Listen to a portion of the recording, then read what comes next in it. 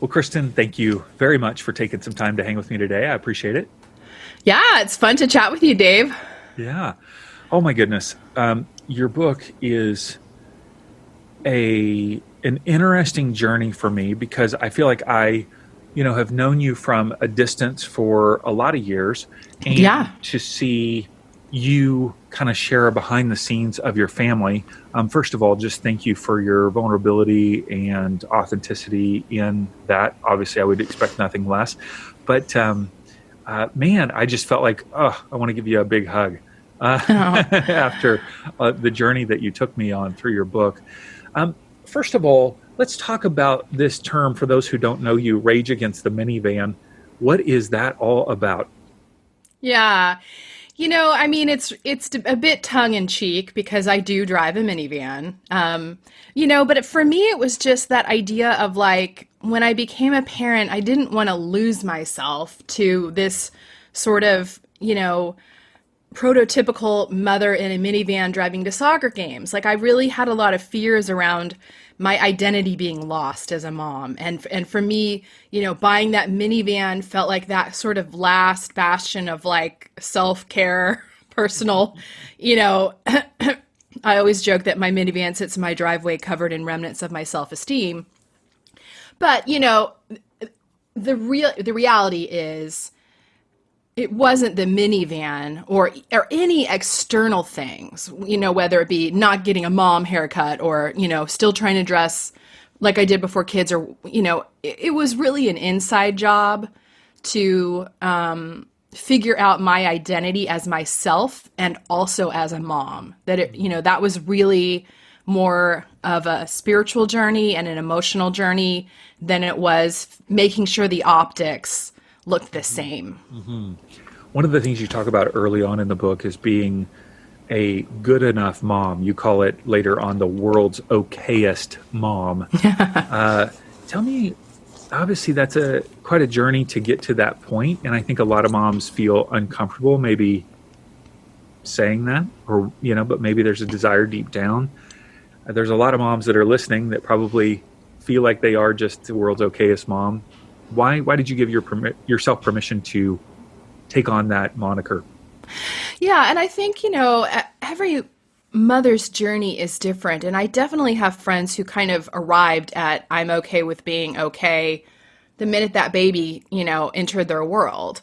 I and many of my friends, that wasn't the case for me. I think that I had just been so socialized through my life to perform well. And that came from my childhood, came from my Christian community.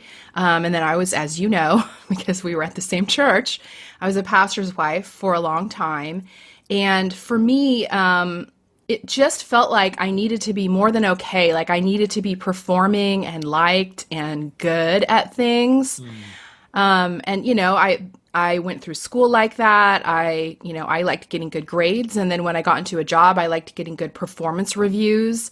I really didn't have a sense of my own value and self-worth outside of external validation. So to learn to let that go as a mom, which I think you have to, there's no external validation coming to you as a mom, in the younger years. I mean, sure, when as adults, you may get some lovely sentiments from your children showing the full gratitude of the job you're doing. But, That's only after they have kids, though. I know, right? Maybe. I don't know. I mean, my kids have shown shown me some kindness in their teen years. But, at the end of the day, you're not getting a cookie or a pat on the back or a performance review or a grade for parenting well. And I was still kind of looking for that, in those early years, trying to just do it all right, make sure I, have them in the right clubs. And am I preparing them for the potential for a scholarship? And am I, am I feeding them the right organic foods? And, am I making their baby food homemade? And there was a lot when I was parenting, and I'm sure this is still true for, parenting younger kids. There was a lot of like performative motherhood and almost competitive motherhood. You picked a side and you baby wore all the time, or you know, showed everybody how much you used cloth diapers, and it, you know, it was a big thing. It was a big identity. It wasn't just like a little choice, you know, like it was like an identity. And I got wrapped up in that. You know, I got wrapped up in doing it right, and that was exhausting. Really exhausting. And also, I just feel like I came to learn, you know, by the time I had my fourth child, it's also just futile. Like, they're just gonna kind of turn out how they turn out, you know? I mean, with a fourth kid, like, there's no, like, trying to do things right. You're just trying to swim and survive. And you're forced to chill out a little bit. Yeah. It's, at that point, it's just sustaining life, keeping them alive and fed. Absolutely. Yeah. Well, you take us on the journey of miscarriages and infertility and adoption and lots of twists and turns. One of the things that you shared that was so poignant to me, my wife and I have experienced 3 miscarriages at different points in time. And you said in the chapter, it's entitled Ready, Set, Nope. I can't refer to the chapter numbers because there are none. I know, not in the advanced reader copy. It's so annoying. Oh, so there are in the actual... There will be numbers in the actual book. Good Lord. I know. Ready, Set, Nope, How to Fail at Motherhood Before You Even Start. You write, this is a part of the unspoken pain of infertility. No one means to drop you as a friend, but the statute of limitations on sadness and moping eventually runs out. I know that there are many people that are listening that have had, you know, those challenges of whether it be infertility or miscarriage combination.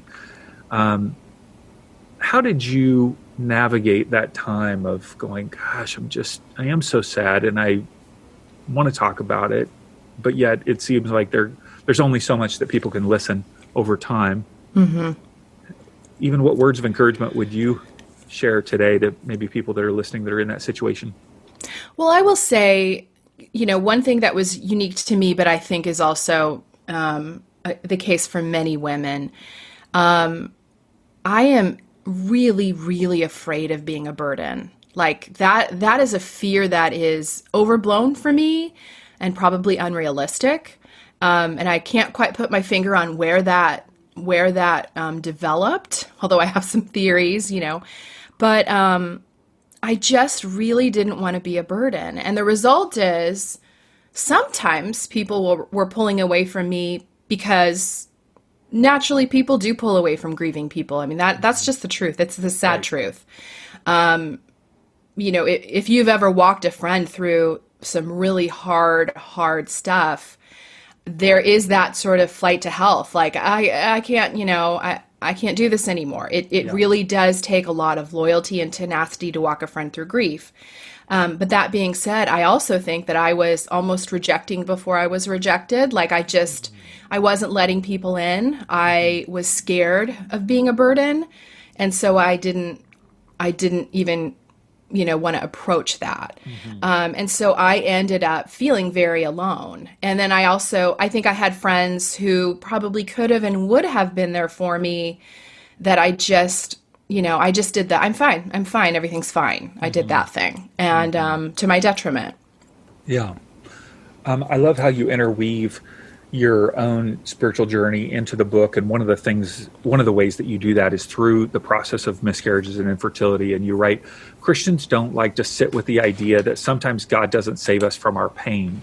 Mm-hmm. And when that inevitably happens, because pain and suffering are part of the human experience, we have a crisis of faith. And that idea that God doesn't save us from our pain, that's a very unchristian thing to say of Kristen. That's sacrilegious. Right? I mean, it does feel a little sacrilegious to say, which is scary. Because if we can't say that sometimes God doesn't save us from our pain, then what we're really saying is, if God doesn't save us from our pain, we have failed somehow. We have, you know, that's the other side of that. That if we don't believe that there is pain and suffering in the world, and it's equally available to anyone, mm-hmm. Then if we can't accept that, then our only other alternative is to believe that by being good enough, we can somehow have God save us. And I just don't believe that that's true. My experience tells me that is not true. I've seen you and I have a mutual friend who was an amazing mother who died of cancer, and she was one of the best people I knew. So, I just, and yet, when she died, people had a crisis of faith. People around her had a crisis of faith. I had a crisis of faith when I felt like things were not, when I felt like everything was going wrong. And I think I wish I would have, in my religious upbringing, been given more permission to acknowledge the universality of suffering and to be prepared for it, rather than thinking, well, you can just pray and, God will take care of every discomfort. Like, well, he'll comfort us. I believe that. But we might sit through some shit, all of us, probably. Yeah. I mean, Yeah. So you brought up that there's a sense that, man, if I could be good enough, then God will protect me either ahead of time or somehow rescue me in the midst of that. But let's say I don't believe that, but then I just believe then that God is like not loving, right? Not kind or not all powerful. Yeah. Like how do you process through that in regard to the pain that you've experienced?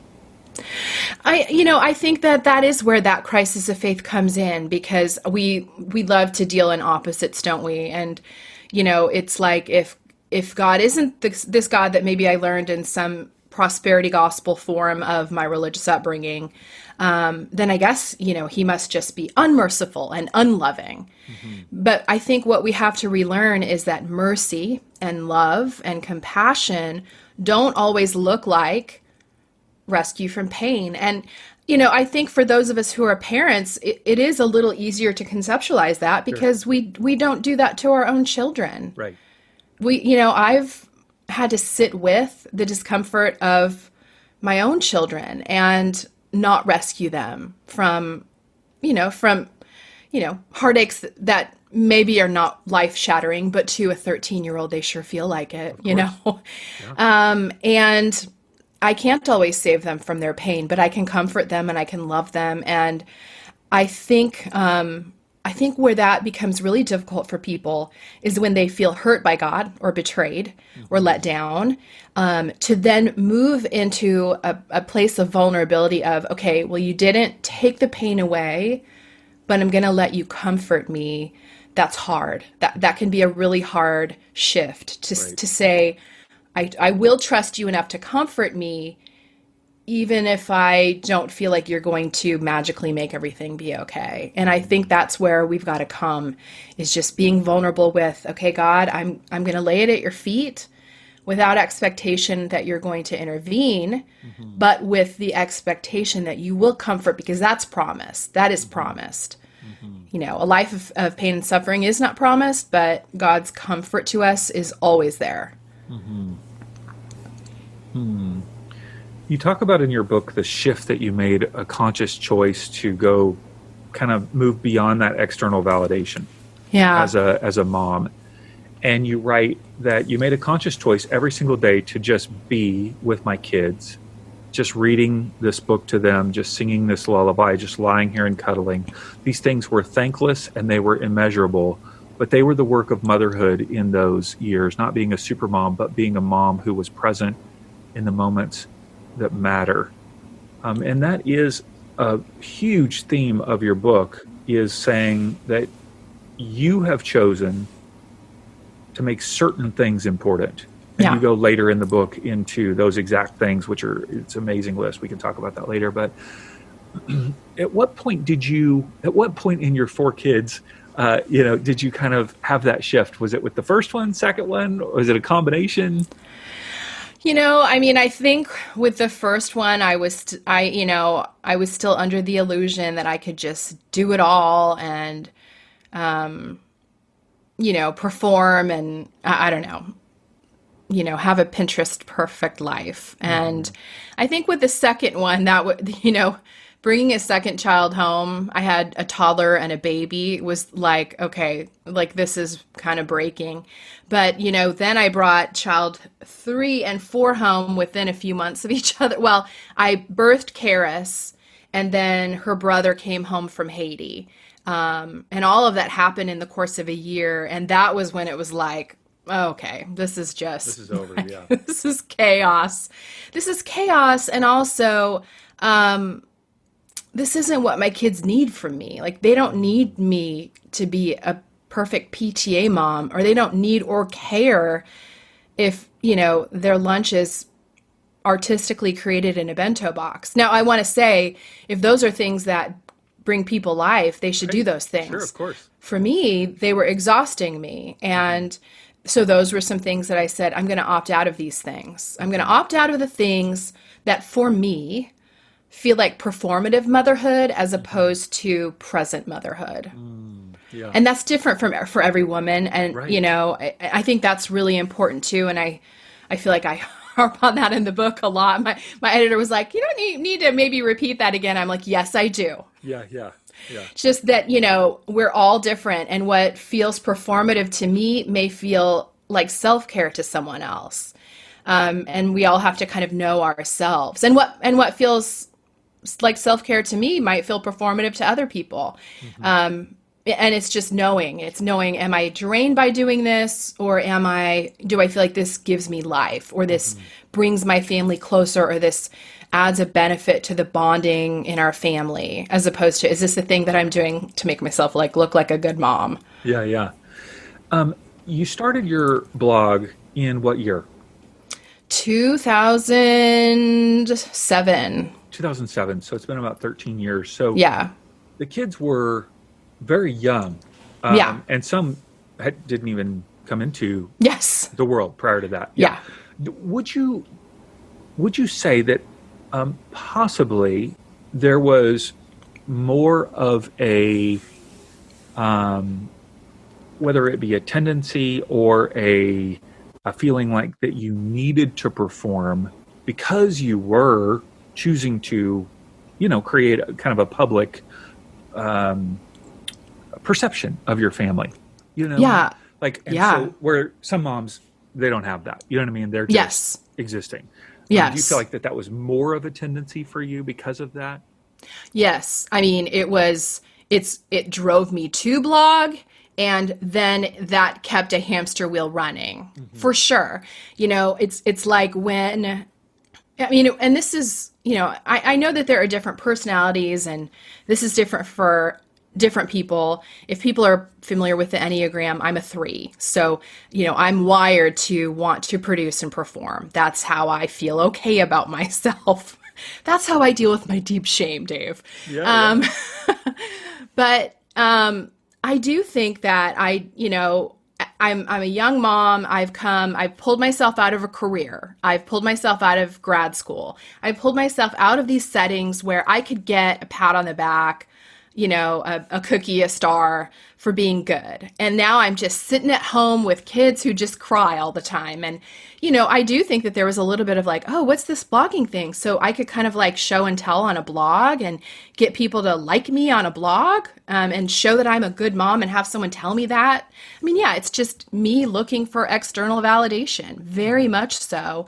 And then the problem there is then as that grows, then you feel like you have to keep looking for that external validation. Sure. And then when that shifted over to being my livelihood, and I was actually, earning a living, earning an income on the blog, then it really felt performative motherhood. So it was weird because I'm preaching against performative motherhood, and yet I'm in this hamster wheel of having to keep doing it kind of. Yeah. And I think that is why, for people who've read my blog for a long time, I do think I shifted into more of a space of real vulnerability. And I really pushed back against, I'm not going to show like rosy colored photos. I'm not, even if I do those things at home that, I'm going to make this a narrative of a struggling mom who doesn't have it figured out, because that was the only truthful way I could do it. Why did you wait so long to write a book? You have had, pretty big success over the last decade. And why wait so long? Yeah, I have some folks at Convergent who have asked me the same thing. I just felt really overwhelmed by that. I did. And I was offered a book deal without a proposal several years ago. And I had an agent, and then I had another agent. Like, I had an agent who basically was like, "All right, so you're just never going to write a book, so maybe we should dissolve this contract." I think I felt overwhelmed. I never really saw myself as a writer. I was a blogger, but I don't know. I think it was a self-esteem issue. I think it was that sort of fear of being a fraud. Like I'm not really a writer. I just have a blog, I think it was some of that. And then I think by the time I was kind of ready to write the book, my life was imploding. I was going through a divorce, and it felt like this is not the time to throw myself into that. This is the time to hunker down, really be present with my kids as we kind of walk through that life transition. And then it felt like once we'd kind of found our new normal of, living, having a co-parenting family, then it felt like, okay, now I can do this. You have a chapter that highlights a well-known Instagram account that you created, Asshole. What is the Asshole Parents? Yeah, it's just Asshole Parents. It's just Asshole Parents. Yeah. And so, tell me how this came about and how it has gained traction, or why do you think it's gained traction?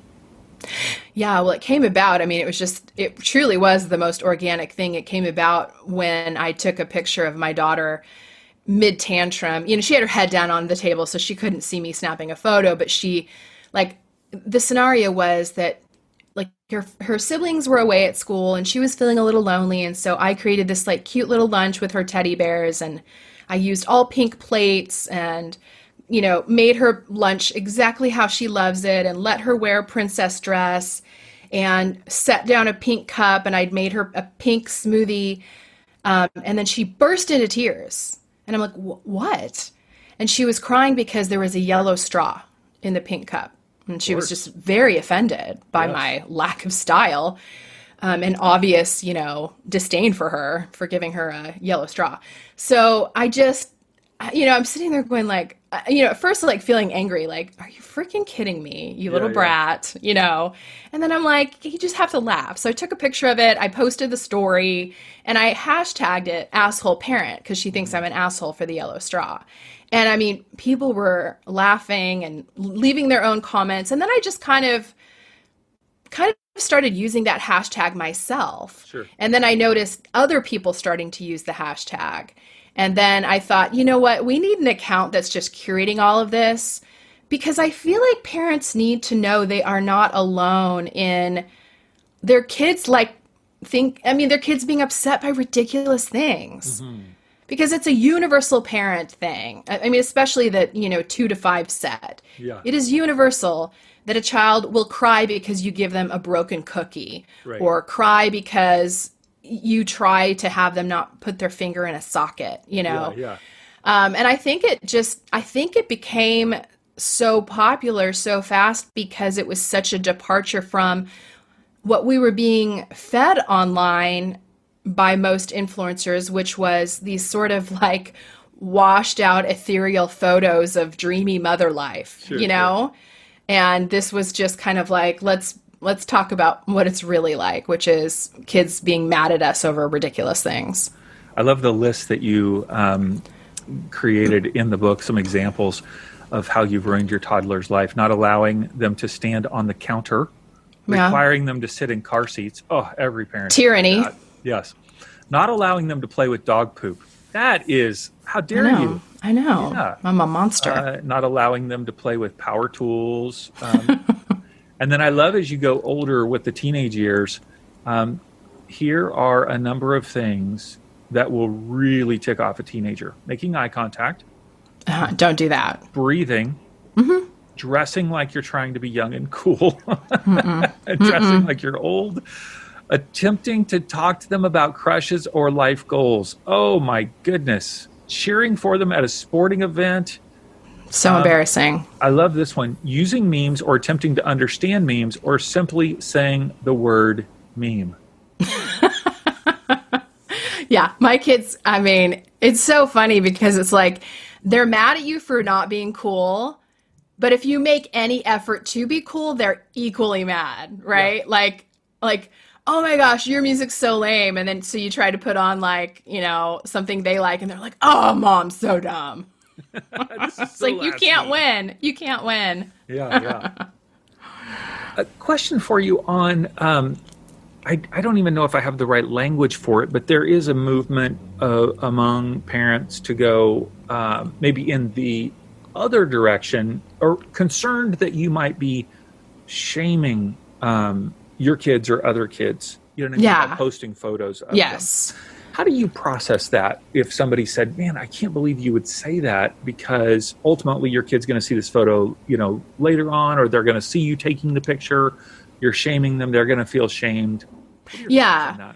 Yeah. I mean, I think if you had concerns about your own kid and how they would process that, you know, I mean, I've always said, and one of the rules of the account has kind of been like, we don't accept videos. Like, people try to send us videos. We're like, we're not about videoing a kid. Mm-hmm. And we don't want it to look like a kid is like being caught, you know, if that makes sense. Like, it's supposed to be like, you know, a photo that you snap while they are unaware, while they're in the throes of a tantrum. Yeah. And then in terms of like kids seeing it or knowing, I have always been really open with my kids. I mean, I wasn't showing them these photos when they were 2 and 3, but I stopped taking those photos when they were, you know, 4 or 5. I mean, I think it's a small window where this sort of works.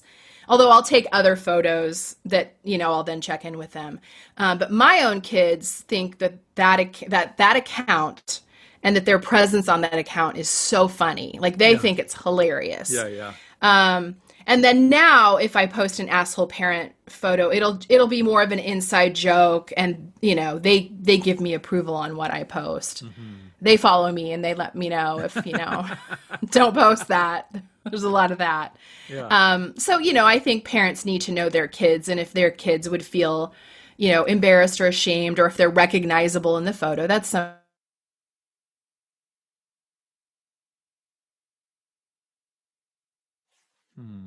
I lost you.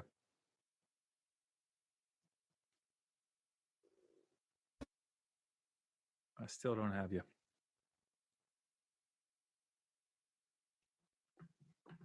I'm going to turn off my video for a second.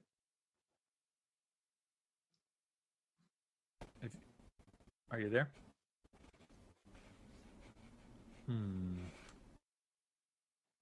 If you can hear me, maybe.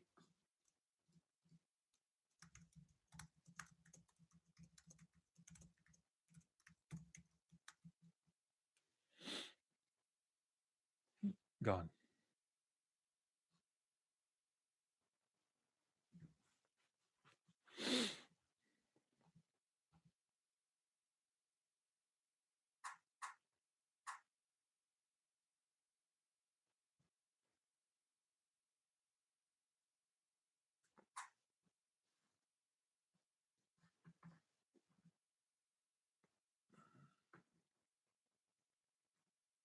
Oh, okay. I think.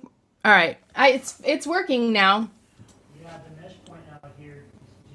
All right, we're having mesh point issues. Of course, yeah. I don't even know what that is. I know. Yeah, I'm back on. Okay. I'll transition to something else. If people don't know your family, one of the things that you share in the book is that you adopted 2 Black boys, and then you gave birth to 2 white girls. You did not give birth to Black boys, obviously.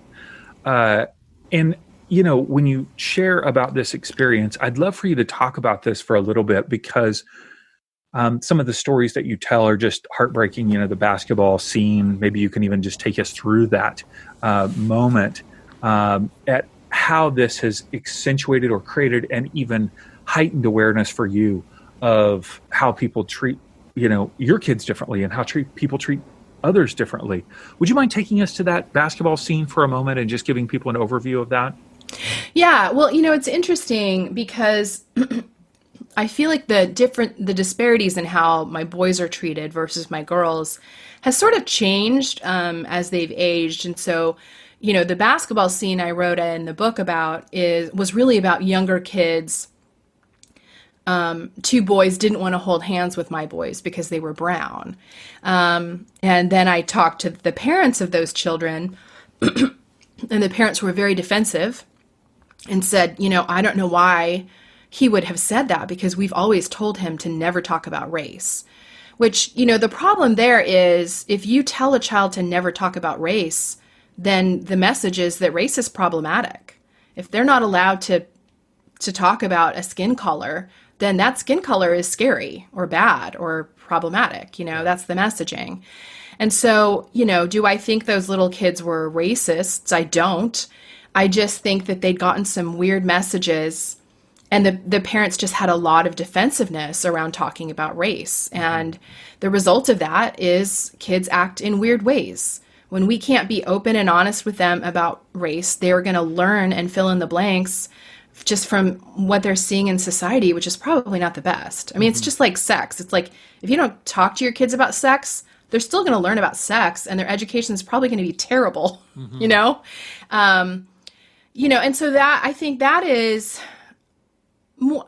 more of like grouping and sorting and kids experimenting with exclusion. But it's been interesting as they've moved into teenage years, and both of my boys are very tall. I mean, you've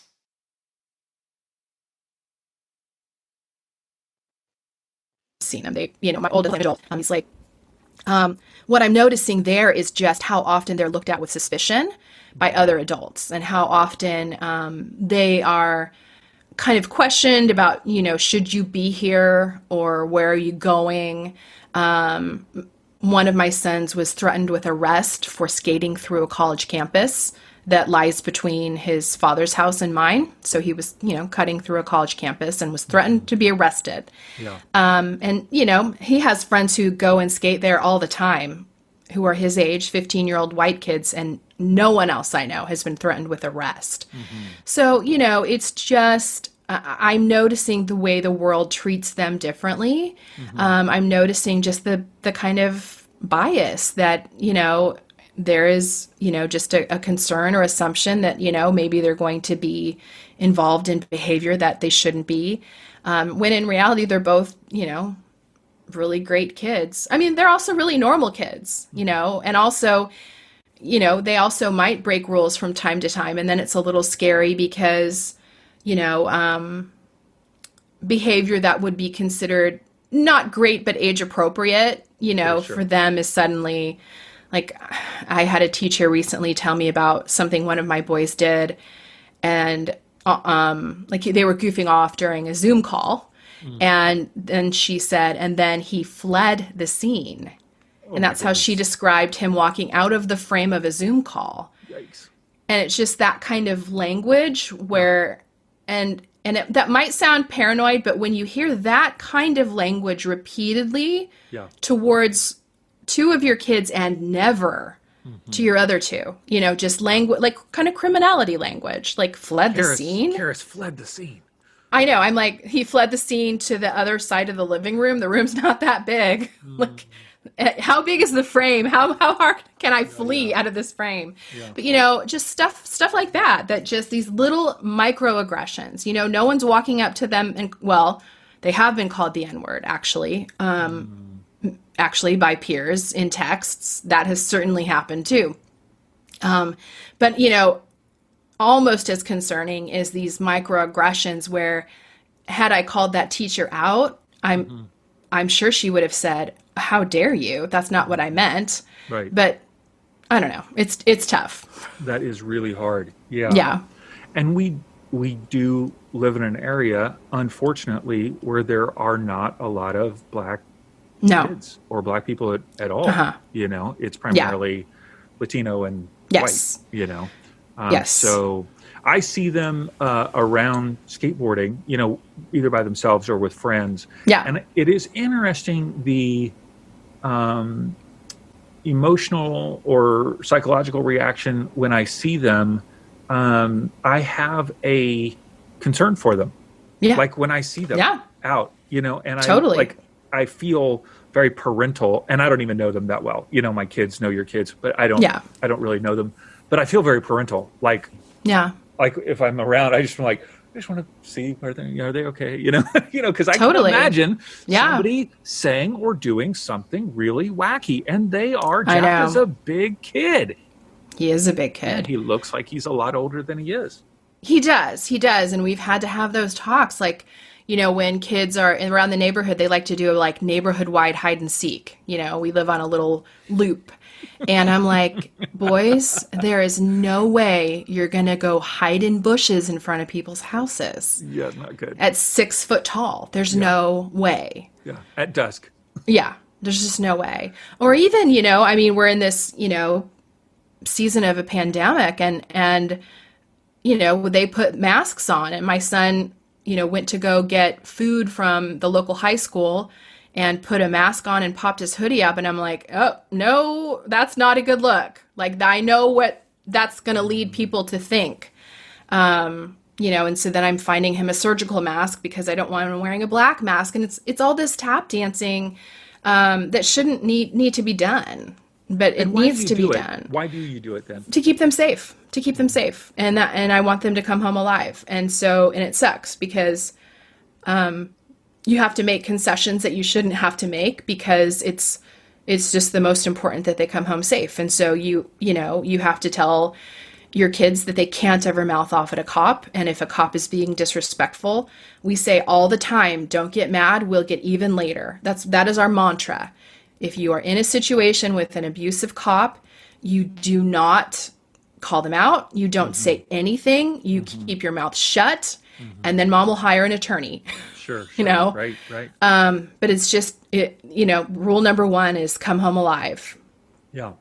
And it sucks that a 13 and 15-year-old have to think about that, but they do. And, you mentioned we live in Orange County, and that is difficult. And I've been really fortunate that they've been really embraced through the 100 Black Men organization. And so they're in mentoring programs with them. And so they have a lot of adult Black men kind of speaking into their lives.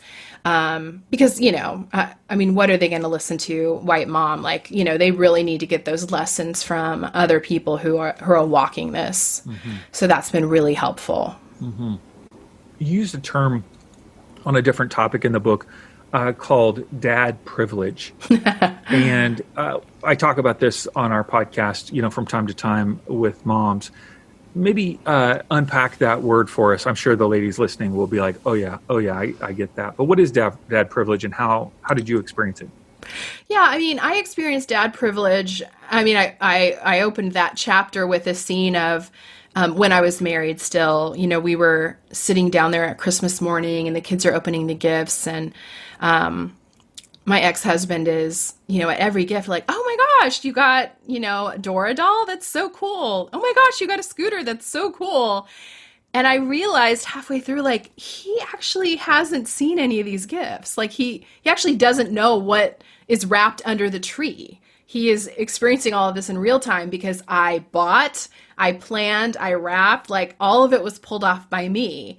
And that's just a little example of, some of that invisible work, and it's a small example, but it's that invisible work that women do, that we do because we intuitively know to do it because our mothers did it. And it looks like, when you get the email that they need, a black long sleeve t-shirt for their drama performance and they don't have one, you go and order it. Or when you get the email that the soccer team needs to have this color, socks and shin guards, you go and grab that. Or when you get the soccer schedule, you put it all in the calendar. Or when there's a class party, you go ahead and order the thing that you need for the class party. And like my experience, both personally and in pretty much every friend I know, is that it's the women doing this invisible work.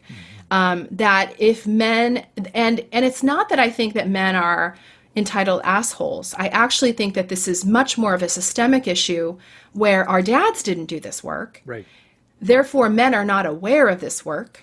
And women have been socialized to not talk about this work because we might sound like we're nagging, which, we've been trained as, that's the very worst thing that you could do would be to nag your man because, goodness, then he'll grow tired of you and leave or something. Right, I don't know. But it's just, this is stuff that's really kind of not on men's radars. And they're not, I think that it's kind of a muscle that has not been developed by a lot of men. Then they might say, well, just make me a list, make me a list. But the problem there in the making of the list is the onus still goes back to us to sort of request and supervise. Yeah. And so it's still our mental load if we're making the list. Right. And a lot of times I will go shopping. Give me the list. She goes, I don't want 10 calls from here at the grocery store. I don't want that. I'd rather just go do it myself. I'm like, yeah. Well, and what I want, and I say this all the time in my house too, is I don't want to be the only one doing all the thinking. I want someone else to open the fridge, take the inventory, all to the same level that I would, and then go and do it and just show up with it the same way I would, because I wouldn't make any phone calls if I went grocery shopping, and I think, and I don't want to sound like I'm bashing men. I just really think we're in a weird sandwich generation where so many of us, we want to be in egalitarian marriages. A lot of us have that goal. Maybe we have 2 working parents or 2 working spouses. The problem is, for so many of us, we didn't watch our parents have an egalitarian marriage. And the unfortunate truth of marriage is we so often, in many ways, revert to the behavior of our parents, of what was modeled.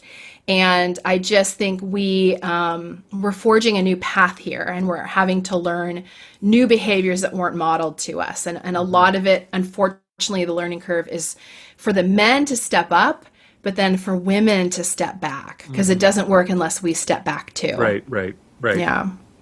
You were very transparent about your marriage and divorce, and how painful that was. And I was, interested in how you feel comfortable sharing openly your part, but yet at the same point, it's kind of sharing his part too.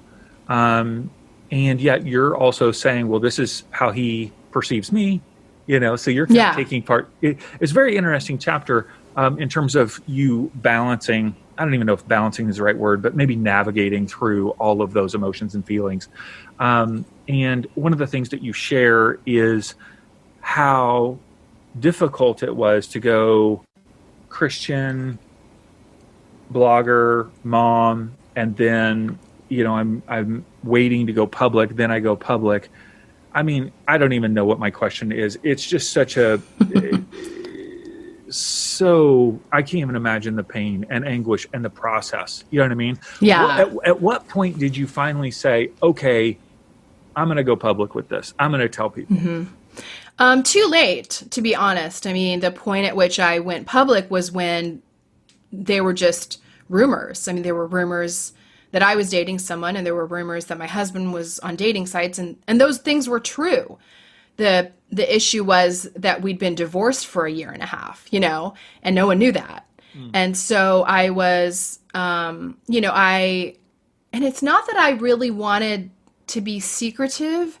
It's that, again, I was in that stage of really wanting to hunker down and focus on my kids. And I didn't want to be focused on managing a narrative.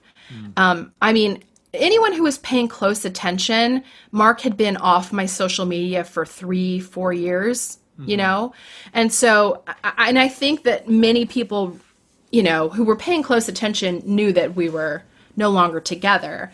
But there were just rumors swirling, and it's like I wasn't ahead of them. And there just became this disparity of my real life where my close friends all knew everything, and they knew my boyfriend, and, everything was kosher. And then just people who didn't know me and then the rumor mill. So I had that. I really was kind of forced to address it. I didn't want to, but my friends were like, you gotta talk about this, because I'm getting, like, close friends of mine were, getting people in their ear like, so is Kristen, and it's like, okay, my friends were like, okay, we've got to do this. And like literally gave me a deadline. Like, you're going to write this and talk about it by this day. So, because I just wanted to crawl in a hole, and and it was embarrassing. I felt shame about having a divorce. Because I was a marriage and family therapist for 15 years. And then in the process of even how to write about that and how much is appropriate to share, because it's on the internet and my kids will read it someday. And if my kids were grown, I think that what I shared would have been very different than what I did share. But then, yes, in the writing of the book, just not wanting to go into details. And I think I'm equally hard on myself in the book. I think I own my parts. Yeah, you do a lot. Yeah. Yeah. And I worked hard on that chapter. Probably, I probably had more eyeballs on that chapter than any other, just asking friends like, hey, am I being fair? Am I being, am I throwing him under the bus? Am I being, like, I just really wanted to be fair, and tell the story. Did Mark read it beforehand? No, he didn't want to read it. No. Yeah. So he chose, you gave him the option, but he chose not to. I definitely requested he read it many, many times. Interesting. He chose not to. Okay. Interesting. Yeah. Okay. No more questions on that. Yeah. Very fascinating. Yeah. No, I thought you were very, gosh, there are not words to, I think of the word fair-handed, but, like you said, you really did navigate that, I thought, very well. Thank you. One last quote that I want to end with, and it's actually the last lines of the book. And for those of you who are listening, Kristen's exploration of the things that I'm bringing up just pales in comparison to how she eloquently takes you through the journey in the book. So please don't feel like you've only gotten like a half of 1% of our conversation. You need to get the book for sure. So you write at the very end, you say, the more we can tell our truths, especially the hard and uncomfortable ones, the less alone and broken we'll feel. Perhaps there is less wrong with us and more wrong with the expectations we put on ourselves. Perhaps we're good enough just as we are. Yeah, and I wrote that for me as much as for anyone else. That's still an ongoing challenge for me. That, I think it's true. I think it's true cognitively. But, I think, I think it's almost a discipline to just be okay. It is for me anyway. Good. Rage Against the Minivan, Learning to Parent Without Perfection. Kristen, wow. Bestseller, without a doubt. It'll be a bestseller somehow, some way. People are going to love it. Yeah, it's really, really good. And encourage people to pick it up. It comes out on June 9th. June 9th, yes. Which, sure, we'll release the podcast on that day. We'll make it easy for you. It'll be available on Amazon. Of course, I'm sure you can pre-order it now. So, Kristen, thank you for taking the time. I really appreciate it. Thanks, Dave. It was fun to talk to you.